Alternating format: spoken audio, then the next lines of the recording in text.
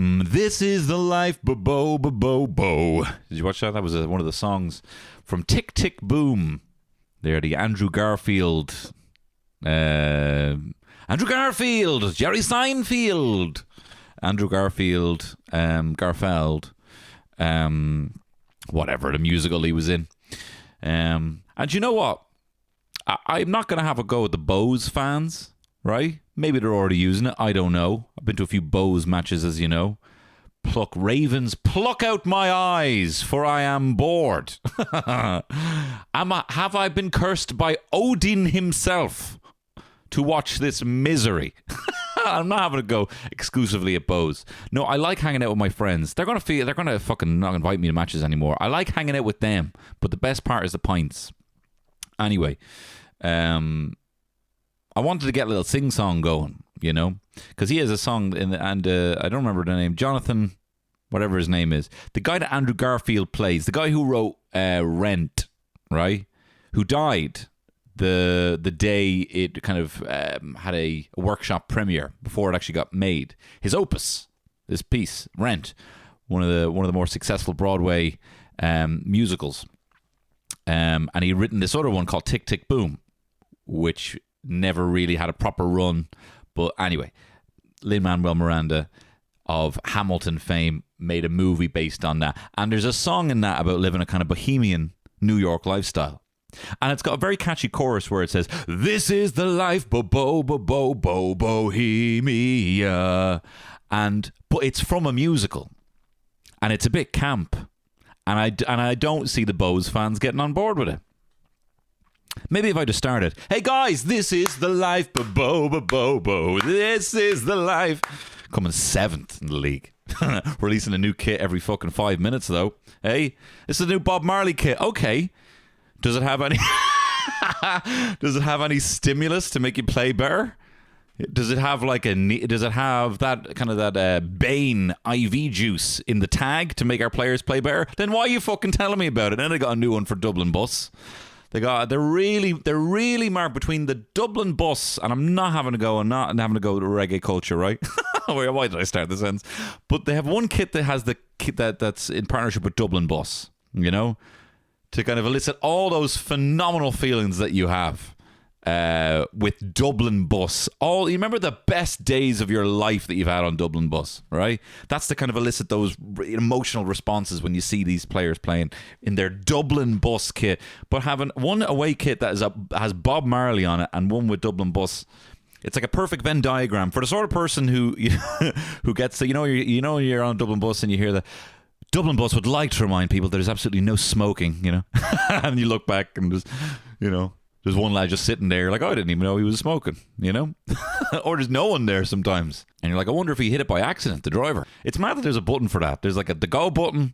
There's the go button. There's the stop button. There's the lights. There's the horn. And there's a please don't smoke any bifters on here, bro.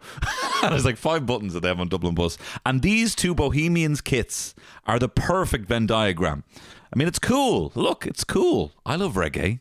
Just don't like football that much. I'm laying into the football a lot right now. I don't mean to. I mean, whatever. I feel free. Do you know what I mean? I feel free right now. I just feel, I'm not, do you know what happened to me, right? Hey, look at me. Look me in the eyes.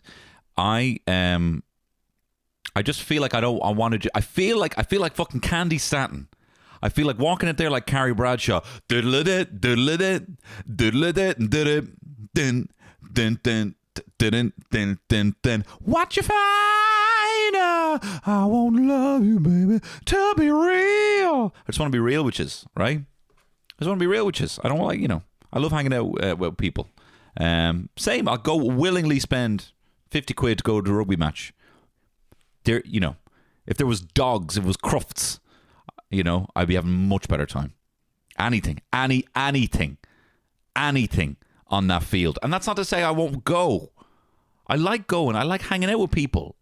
But literally anything on that. It was in the Aviva. And, there was dogs running around. We're like, oh, and the dogs are all terrified. Jumping through hoops, There's piss everywhere. Just pissing. All the dogs pissing. I'd be much better crack. Not because the dogs are in pain. You know, anything. If there was a live, like kind of a, you know, Ninja Warrior, you know, Takeshi's Castle, all these. I'm going to write a list of things I would much rather watch in a crowd than traditional sport, you know. There's nothing. I've tried everything. Went to the GA match. It's fun. I like going with my mum. I like cheering when everyone else is cheering. We're happy together. And then we're all sad together sometimes, you know. Or if you go to a match with my Auntie Pa and the Dubs are dominating the side, she's like, let's just go. It's boring. She's annoyed. She's annoyed that Dublin have been so dominant, you know. So I've tried everything, right? And, you know, if there was, I don't know. No, I've given good examples. Yeah, no, Ninja Warrior and, you know, Wipeout, something like that, live, you know. A David Icke talk, a 10-hour talk that he does in stadiums, right? Something class like, yes! Tell us about the Rothschilds again! Tell us about the Rockefeller family again! Anyway, look, moving on. I'm being real with you guys, right? I still love you'll see me at all these sporting events. Just know I'm only here for the crack. I'm only here for the beer, guys. Hey, I'm an alien. Take me to your dealer, and I'm only here for the beer. Okay? I'm one of those posters that you see in 9-year-olds' rooms. Anyway, update on me not taking any stress. Remember I was telling you last week, I'm not taking any stress, guys, okay? Don't be delegating your stress onto me. That's my new thing, right? Well, it's kind of been my thing for a while, and I was kind of acting like it was me being lazy, but now my new motto is I'm not taking the stress, guys. Please, I'm not taking the stress. It's not that I'm lazy. I just don't want the stress, man. No, this is not me being an asshole. You know, some people are like, look, I tell it like it is, and you're like, oh, fuck, here we go, you know? This isn't RuPaul's Best Friends race. You know, that kind of, this exact same thing. It's kind of like, I have a motto that I say to be a prick, you know? I'm not being one of them, right? And I'm also not being one of those people who are like, you know, look, guys, I hate drama, okay? I hate drama, okay? I see drama, and like, I'm out of here, okay? The same people who say they hate drama are also the same people who attract it like they are a red dwarf of burning gas, that they have the gravitational pull of a sun 10 billion times the size of our own, you know? They seem to attract stress like that. And they will eventually, like a red dwarf, engulf all of the planets that revolve around them. We'll be talking more about that later on. We talk about the solstice. We're talking about the sun. Anyway, the point I'm getting here, as I'm not taking any stress, I was in the car there yesterday, and I've told you, right? Woe betide I be in front of you in the car, and the red light goes green, and you give me a little, huh? You're giving me a little, huh? Just to let me know. Thanks, bro. Thanks, bro. What am I, Darius? You really think I'm Darius, bro? Colorblind. What, you think I'm the Counting Crows in here, bro? I know I can play it, but I'm not colorblind. Okay? I'm just thinking about something. So don't be giving me your little, huh? Right? I didn't know there was a duck in here. All right? I'm doing too many analogies. Anyway, the point I'm getting is you hit that button, that's the me go slower button. That's what you just hit. Okay? And I don't like people beeping at me. It is, you are getting. If you think the beep is for me to head north, then you have just given me a direction of due south to head towards. I am now going in the opposite of your magnetic polarity of where you want me to go, because you've done it in the wrong way, and I'm a very emotional guy, okay? And I don't like stress. No, I was in the car, right? And you know those roads that kind of go from, you know, 2-lane into 1-lane? And, you know, if you're a little bit ahead, you assume the person behind you is going to slow down a little bit. So I was in a lane going from a 2-lane to a 1-lane, but it was also... this 2-lane into a 1-lane was just on the other end of this very busy kind of four-way crossroads, right? It'd be very busy, especially a rush hour. So anyway, I'm going into the kind of from the 2 into the 1, right? And there's maybe 1 foot of space, right, from the car in front of me. And so the light goes, and everyone does what they always do, is they ignore the yellow boxes, right? They just ignore it, and they're going for it. Everyone's just trying to go for it. Get exactly where they need to be right now. And then what happens is sometimes that if it goes to a red light, they get stuck in the middle of the crossroads, right? In the middle of the intersection. And then they're blocking it for everyone else. So I move up a little bit, right? And I'm not in this, because I don't rush into things like that. If I see, hey, the amber light is not a go faster light, okay, guys? It's not a go faster light. It is a stop unless it is unsafe to do so. What I consider unsafe is my head going forward even a little bit. Okay? By stopping. I want to have perfect balanced inertia when I stop, okay? I'm actually incredible at stopping. I'm very good at going from a serious speed down to completely stopped without you feeling it in a very short period of time. I balance and navigate the world of inertia very well. Like a seasoned water dancer. This is the world I navigate. I actually might change my... You see those like... But you ever see like... I sometimes just find... I'm going to come back to everything I'm saying in a second. But I sometimes just like look up weird people who have been like on Joe Rogan's podcast who are like weird hippy dippy weirdos and like all their kind of... you know, Burning Man type friends and stuff like that.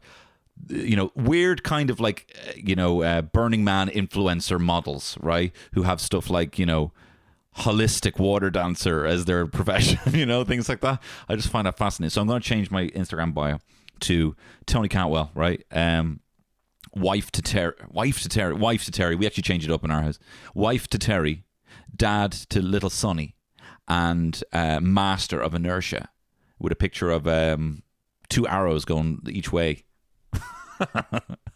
Like the emoji of 2 arrows going each way. Anyway, as a master of inertia, I don't know if that was my point. So yeah, these lads were driving in really fast to try and get out of double yellow boxes, right? And I maybe had a foot of space where I could have moved up a little bit, right? But like it wouldn't have brought an entire car out of the double yellow. Anyway, the point out of the yellow boxes. So I'm hearing this beeping, right? And so immediately I think it's to do with me, right? Because if it's a negative thing, if I heard like applause behind me, I wouldn't think it was for me, right? But I hear him beep and I'm like, oh, what did I do, right? What did I do? You know, it's the same kind of feeling I have when, like, you know, I'm walking by a group of girls and they're laughing, and they're laughing because they're laughing, right? But I think they're laughing at me because they think I look like a hobo. That's what I think. That's what I think when I hear girls laughing. And I just think of walking by just a group of girls and they're laughing. I'm like, oh, I knew I should have got a haircut. I knew I should just have my hair short and shave my beard. That's what I think, right? Anyway, you don't need to know all that, right? Anyway, so I'm hearing this beeping and I look behind me and there's this woman and she's not making any sharp hand gestures at me. She's behind me, right? And I'm like, oh, it might be beeping her, but why are they beeping her? Right? And the beeping's coming. I'm hearing like 3 or 4 different pitches of beep, from all over the place, right? And I'm looking around trying to find the source of this thing, right? And I look over to my right, and there's a guy in a car, and he's going the opposite direction. So he's, you know, he's facing the other way, and he's going towards the crossroads, right? He's wearing these sunglasses. And he starts pointing at me. He's like, you mouthing this, like, you, sharp point, you. And then he starts going like, up, like, move forward like a foot, right? This fucking high king of traffic trying to fucking have me move. And I didn't know what to do. I regretted, like, I told Terry that what happened is I just shook my head and I said, no, that's not what happened, right? What I did was I gave him a thumbs up for too long and stared at him for too long. And I gave him a thumbs up and I didn't move, right? And then the light went green and I was able to move up. But listen, he's getting stressed about something he's seeing, right? Those Klims should not have driven into the fucking... This is any good? Oh, this used to be an inspired podcast. No, they drove into the yellow boxes. They have nowhere to move. And then they panic and they delegate stress. Guess what? Do you know what the great thing about a car is? It moves. You're not stuck here forever. In about 10 seconds, this light is going to go green and we're all going to move. And in the worst possible case, say your car is blocking another lane of 5 cars, it's only going to be 30 seconds. And then the lights are going to change again. Or do you know that big fucking thing that you're holding with your hands? People can use that and they can drive around you. Chill the fuck out. So this is just a long-winded story to tell you how chill I am. About when I'm driving. Anyway, look, let's just all chill the fuck out, flake out. It's the longest day of the year. Let's celebrate the sun on today's Tony Cantwell Shit Show. It's Tony Cantwell Shit Show.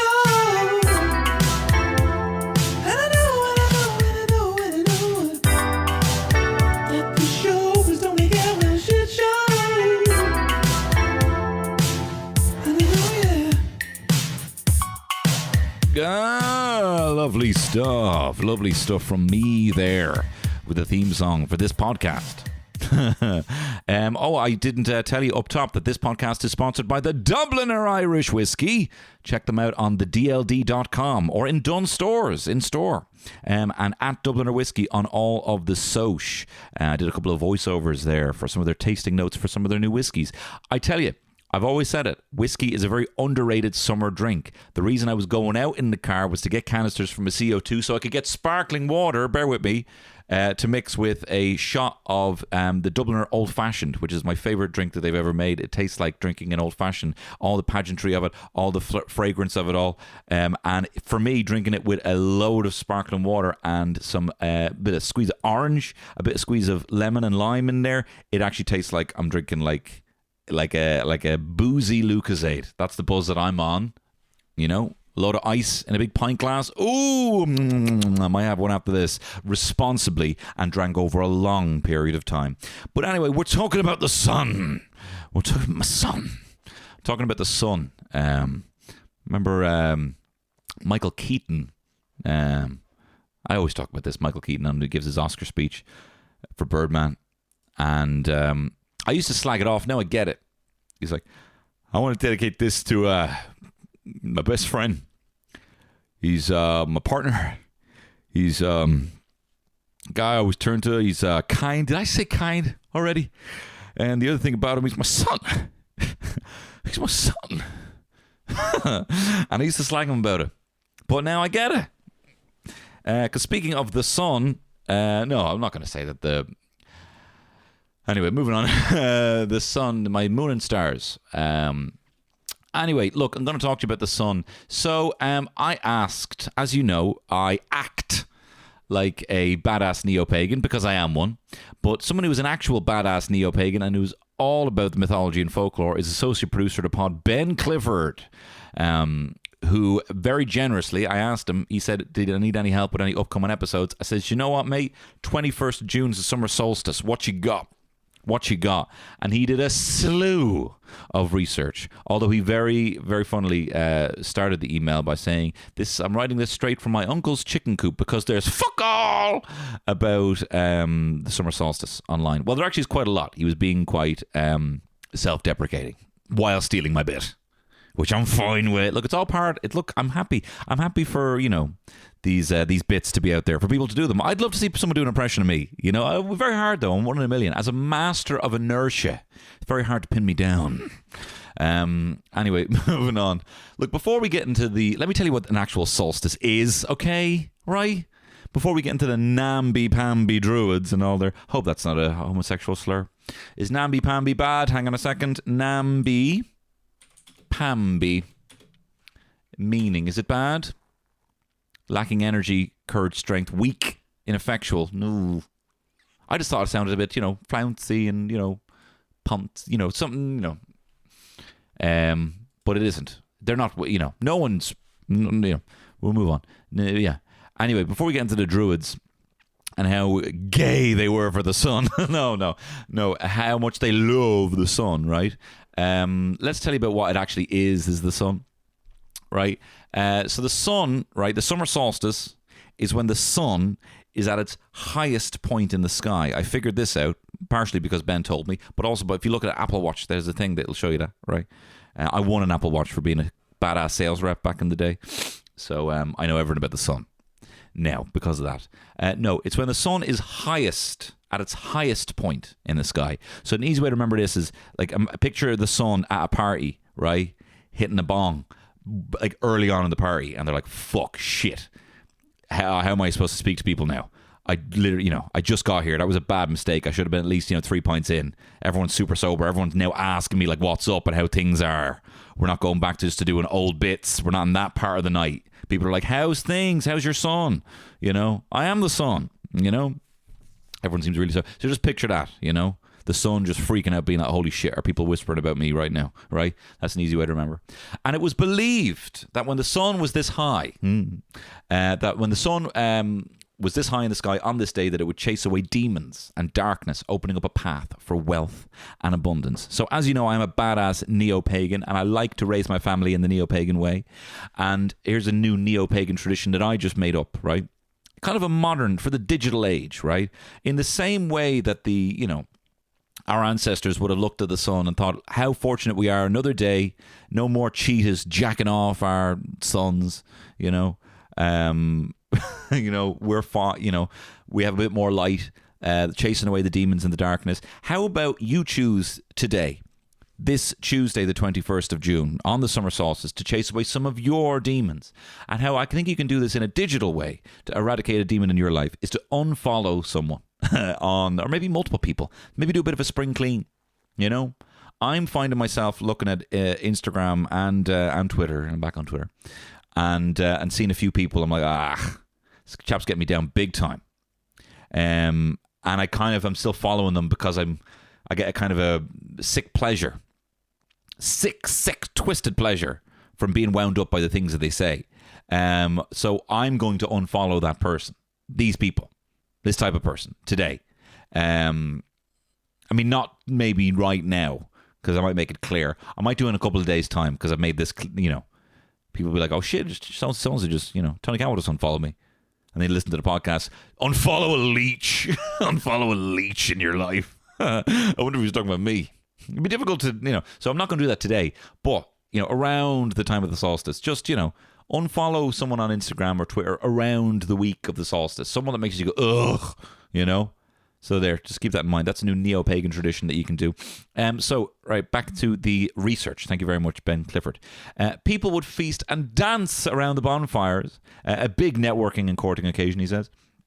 And it's the St. John's bonfire that we see today hark back to the summer solstice fires of old. And a fun fact, he says, basically all midsummer festivals are summer solstice festivals. Even the one where you're doing all mad mushrooms, smashing our lads' heads in with mallets, hanging around with Jack Rayner's big knob. It's all about the solstice, bro. I used to ride birds, man. I used to play a guitar. That's not my bit. That's rapper Nilo's bit. Him and my mate Zach used to do a podcast called Whammo, where they were just trying to, one was in London, one was in Dublin, they're trying to catch up. And they would always, it wouldn't go 5 minutes before they would fall into a bit of doing an impression of Jack Rayner in Sing Street. I used to ride birds, man. I think Jack Rayner is a very impressive guy. Anyway, next up. So in Ireland, the Irish for summer solstice is Grianstad, literally meaning sunstop. So probably what the little bloody lads in Fontaine's DC to be shouting to frontman Grian Chatton when he's doing his 16-minute scat solo. Grianstad, And he's like, a summer solstice, this must be a beautiful thing. Green, as you know, I didn't actually know him, and I thought he was accusing me of having a greener when I met him at a gig, because I was. But he was actually just introducing himself as Green. It's me, Green, from Fontaine's. And I was, yeah, man, I'm fucking freaking out right now. Anyway, good laugh we had. That was before my son was born. Anyway, so it's called Grianstad. Stad! I find stad a funny word. Stad! Like a ram, like a goat being let into a house. And like it's bashing in the door and they're like, Stad! Oh, fucking gas. Gas, the idea. Bunch of Gaeilgeoirs being attacked by a sheep.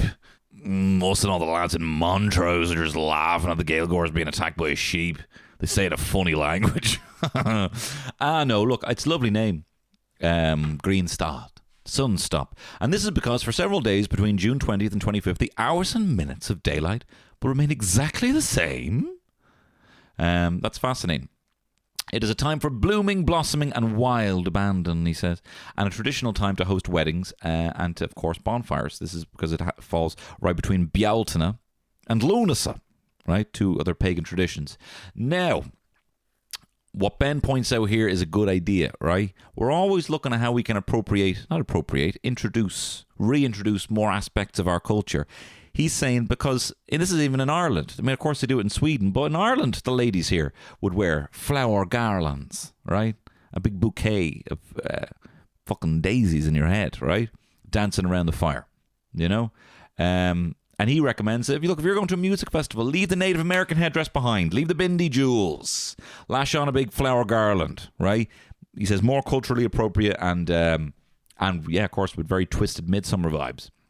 So this is what you might do at a bit of a celebrating Greenstad, right?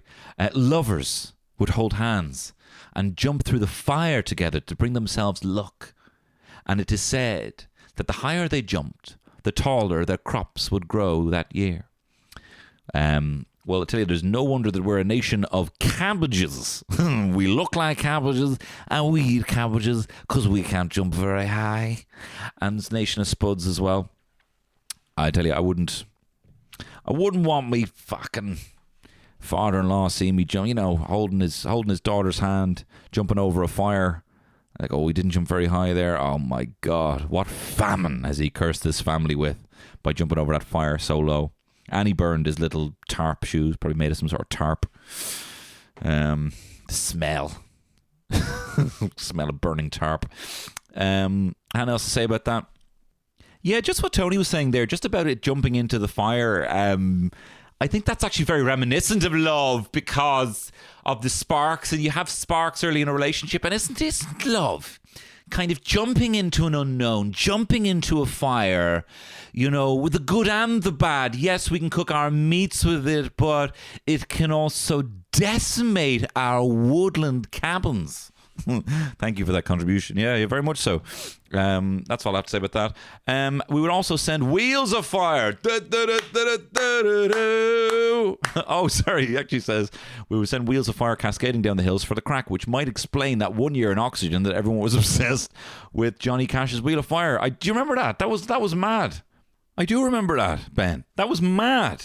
Every time it would just break up like da da da da da da da. If there was anything to do with fire, it was people were singing. People were obsessed with it. Big sing songs going all night in the camp. What I also remember from that year's festival was there was a big screen on. I don't want to call it a Titantron, but it was a bigger TV, and it was shown on Sconnon Lord of the Rings trilogy, right? I don't know why I said that. Was that like an Irish owl? August on Sconnon Lord of the Rings. I think it was in an Irish owl. Anyway, I don't even fucking know where my references come from anymore. I'm just an Ouroboros snake eating my own tail at this point. Anyway, they were playing Lord of the Rings on each night. And the first night, of course, was the Fellowship of the Ring. And then the plan was Saturday night, the Two Towers, and then third, Return of the King. Everyone was sitting around watching the Fellowship. People were like enjoying it, Towards the end, people were like kind of like cheering at stuff, And it was kind of getting a bit of a buzz, being like, "Oh, that was actually pretty class watching Fellowship of the Ring last night in the campsite." So the next night is a bigger crowd watching the Two Towers, and it gets to that scene where Gollum's doing his little two-hander, and he's like, "We want it, we blah blah blah," and all the shit, and he's saying he's gonna like. So he gets to the line where he says he's gonna, double cross, deceive Frodo and Sam. And he says the line where he says he's going to take the ring. And he's like, "And take it from me." Then some lad picked up a deck chair and he just goes, "No!" And he fucked it at the screen. And it was like, tss, tss, tss, sparks flying out of it. And it was very, very exciting. But everyone was like, "What the fuck?" He just got so into the flick. He just got so into the flick that he fucked it. Deck chair at the thing, and it was a very, very interesting moment. Anyway, so as he says, there's a few fun things that they would do to celebrate Greenstad. Oh, would you start? Oh, would you start? Your stuff's flattering me. Oh, would you start? Anyway, to celebrate Greenstad, here's some things we do. As I said, lovers holding hands, jumping through the fire. Send wheels of fire down the hill, and also use the ash from the bonfires to fertilize their crops, because as he says here, we refuse to do anything unless it's to do with agriculture. But that reminded me, Ben, I don't know, I'm sure you have read it, of Neil Gaiman's Norse mythology, where he kind of retells as much as he can in a conversational way his entire knowledge of Norse mythology. And when he talks about, I actually have a quote here, he talks about the origins of men and women. Now, how is this for an origin of the species, right? Just compared to what the Pope is a dope because the Pope smokes dope, right? Remember those t-shirts? I love the Pope because the Pope smokes dope. You could get them in Asha with all those fucking legendary stoner alien posters. Anyway, how is this for an origin of the species, right? And this is from Neil Gaiman's Norse mythology. So this is how the first man and woman were created, right? So Odin and his brothers, realizing that the world of Midgard must be inhabited, so they created Earth, right? They set out to create humanity, and they collected 2 logs that had floated to the shore. The first log was made of ash wood. The ash tree is resilient and handsome, let's not deny it, and its roots go deep. Its wood carves well and will not split or crack. Ash wood makes a good tool handle or the shaft of a spear. The second log they found beside the first on the beach, so close to the first log that they were almost touching, was that of a log of elm wood. Now, the elm tree is graceful, but its wood is hard enough to be made into the toughest planks and beams. You can build a fine home or hall from elm wood. And then the godly brothers gave these logs life, then will, intelligence and drive, and finally shaped them, one with male genitalia, one with female genitalia. And then they gave them clothes, for they were cold, and then they finally gave them names. The man they called Ask, or Ash Tree, and the woman they called Imbla, or Elm. And then you compare that to the old Adam and Eve. Girl, you ain't nothing but my rib. Bitch. I still don't want to say bitch. Girl, you ain't nothing but my rib. I only got rid of the rib so I could give myself a blowy. Not so he would create a wrecked head that will get us both banished from paradise. Apparently Prince tried to remove it. That was the myth anyway, that he tried to, I wonder if that's any correlation, ambiguously gendered Prince, trying to get a rib removed so he could fillet. It couldn't, look, here's a tip, right? Instead of getting your ribs removed, roll back on your shoulders, bro, and put weights on your legs. Anyway, more about the sun. So, now this is interesting, right? I don't particularly have anything funny about it because I just found it damn interesting. So Ben says the sun was everything back in the day, and you can actually even see how important the sun is by looking at the Irish language, because directions are actually based on position of the sun and points on the compass, right? So this is from Monchen Megan's 32 words for field, okay? And I quote, instead of saying I'm going over there or back home, she, in parentheses his grandmother, would have given me compass bearings. I'm heading Sair an Bóthar, eastwards along the road, or O Jas, to the south. When I was a child, I once was locked out of our house in County Kerry, and a neighbour saw me struggling at the door and called across, Cos an acre in Achanagrena, turn the key against the sun. And we even have 2 words specifically related to the direction of the sun, Daisel, sunwise, and Tuhl, anti-sunwise. There you are. Anti-sunwise Ganji. Or should I call you Daisel Ganji? Fucking Daisel a bit of ganja there. What am I talking about? This is why people think that I have ADHD, because when I'm actually trying to focus on something, I don't. So look, here are 3 of the best spots. Now I'm a bit late for this information, but just so you know, for next, this is an all-encompassing encyclopedia of the solstice, so keep this in mind. If you're looking for a quality spot, check out the Summer Solst. These are Ireland's hottest cairns, says Ben.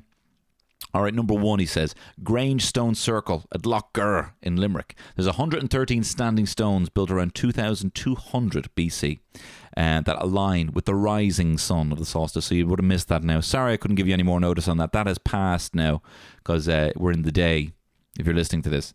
But it's always next year.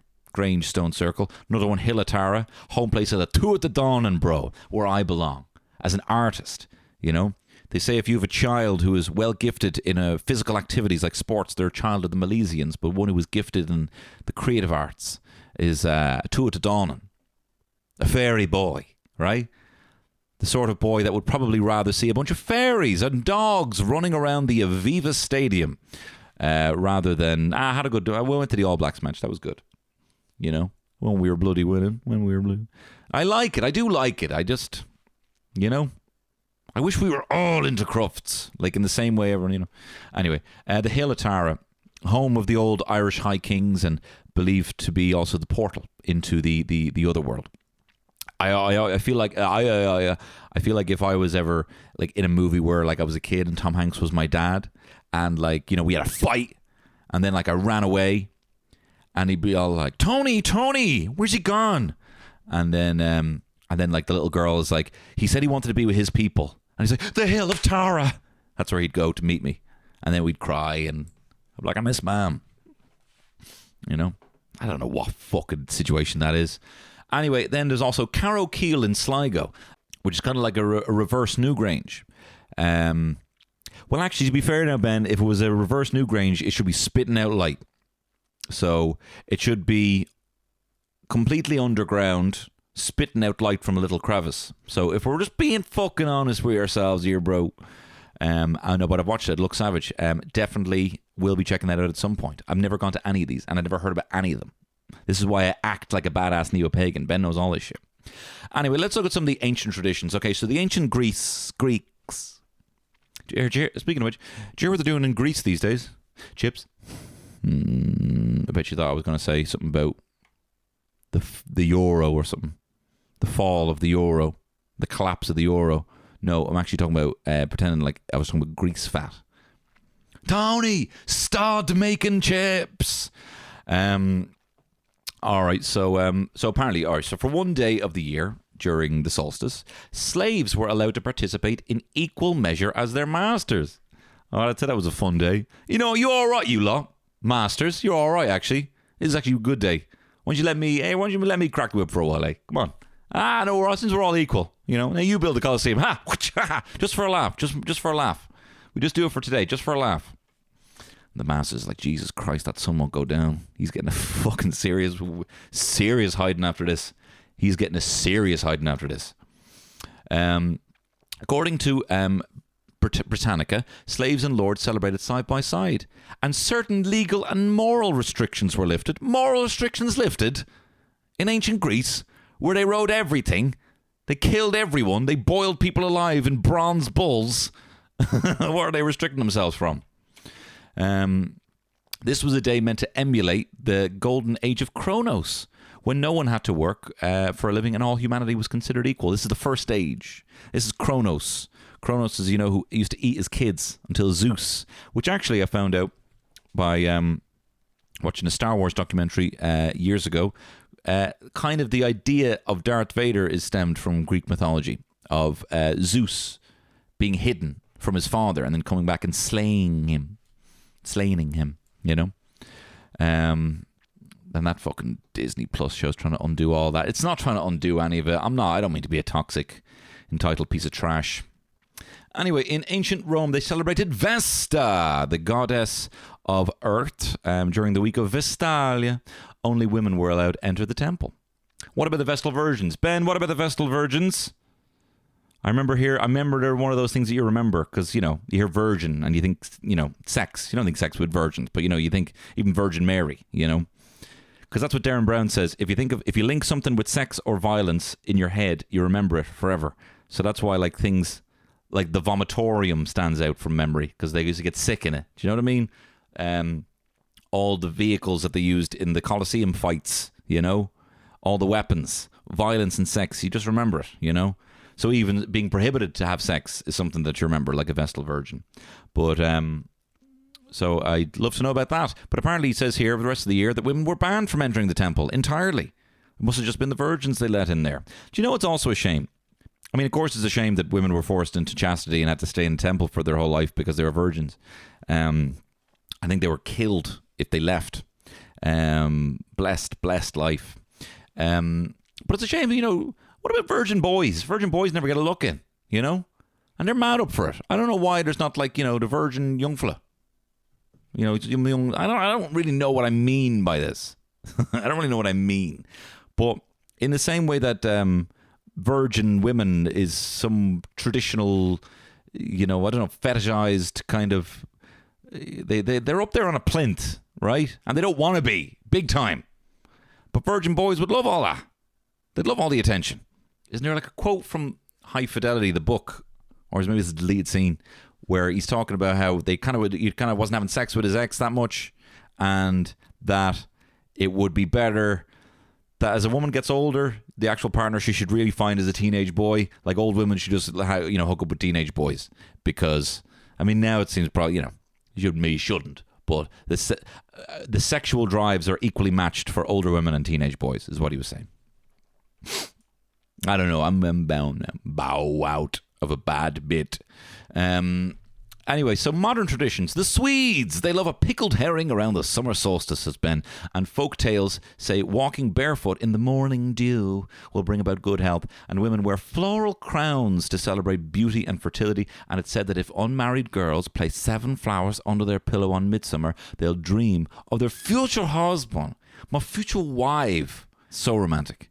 I met a girl, man, she was dancing around a maypole, man. She had flowers growing out of her head, man. And she had a smell like pickled fish. And she told me I'll put all her tulips under a cushion and she had a dream about me, bro. Should I go for it? Yeah, man, that sounds amazing. The Ukrainians, great bunch of lads, also love jumping over bonfires, and they're also very fond of midsummer skinny dipping. But Mr. Putin, bro, I'd like to put you on a bonfire and dance naked in a water. It's hard. You don't be making Ukrainian jokes. Just great. All good. Great bunch of lads. In Austria, they light the fucking beacons of Gondor, he says here. And wow, it really looks like it. They light in the Wilder Kaiser region of Tyrol. Look it up. They literally light their mountains on fire and it looks fucking savage. Do you know, when I become the minister for crack, I'm going to light a big old flaming cock on the side of the sugar loaf, bro. As far as the eyes can see, all right? Big old fucking flaming cock to celebrate fertility, right? For men. Men shouldn't be afraid of being men. Men shouldn't be afraid of being men. No, that does sound good. Not what I said. This thing, we don't do anything. Keith Barry should be doing something for today. He should be doing something mad. It should be called Solstice. And Keith Barry should be setting himself on fire. Do you know what? I think we should just light Keith Barry on fire. It shouldn't be ever on his terms. If he's really magic, like he promises he is, then he should be able to escape a fire. Right? I'm not actually saying that. In Iceland, they throw the huge Midnight Sun Festival called Secret Solstice, where they have a rave in a glacier. And it actually sounds savage. In 2018, Stormzy played with Slayer and Bonnie Tyler in a glacier cave. That sounds class. We should be doing stuff in Newgrange. Look, I know we shouldn't be wrecking Newgrange. I know it's older than the pyramids and all that good stuff. But let me do comedy there. Let me sing Chicken Titties in Newgrange. Let me sing my new Meet My Mate song. Right? Look, let's start a petition to have me perform. Comedian Tony Cantwell perform in Newgrange. Comedian Tony Cantwell has landed himself in hot water after destroying the passage tomb of Newgrange, clucking like a madman while performing his banger Chicken Titties. What was I saying? What was I even saying? Yeah, something like that. And then lastly here, in China, up until 2020, the government used to celebrate by having the lychee and dog meat festival, which correlated with the summer solstice. The festival went ahead in 2020 in defiance of the government, but it's dwindled a bit. That's a real spin the wheel twice and let's see what festival we'll do. We got lychee and shite, dog meat. Who put that up there? Meow. I don't meow. Whiskers. Who gave you a Sharpie? Meow. No, look, that's awful. They should do away with that. They should do away with all those wet markets, I say, from a very privileged position of living like 15 minutes next to a Lidl, They should get rid of that. They should eat lambs like we do. And cows. Although, look, of course it sounds great. Like, it sounds cool that tiger teeth give you erections, but they don't. Of course that would be cool. I mean, it's cooler than taking a Viagra, but it's still, you don't want the tigers to die. All right? Look, as someone who's a member of Tony the Tiger's Tiger Club, and I even had a little badge that had a little light up eyes of a tiger, right? I take tiger preservation very seriously. And the little badge would go like, have little lights on it, and it was great. All the gadgets in the 90s made that sound when they had light-up lights. Anyway, am I out of it? I am out of it. Look, thanks very much for listening. Thank you very much, Ben Clifford, associate producer of the pod, Ben Clifford, for coming in with the goods. Everything you needed to know about the summer solstice. Now get out there, make the most of your extra day, and I tell you what you can really do. I tell you what would be a phenomenal idea is to celebrate this extra time by filling it with extra podcasts like mine over on patreon.com/Tony Cantwell. Did you know that every single Friday I do an extra podcast? Last Friday, I'm not going to lie, I think it's one of the best podcasts I've done in the last year. I did a Father's Day podcast, giving you loads of Father's Day jokes that you can share for Father's Day. Well, at least next year. Father's Day's just gone. And I also had a list of the top 30 dads in media. We're talking Tony Sopranos. We're talking Walter Whites. We're talking Atticus Finch, Homer, Kratos, which is a phenomenal suggestion from Ben Clifford as well.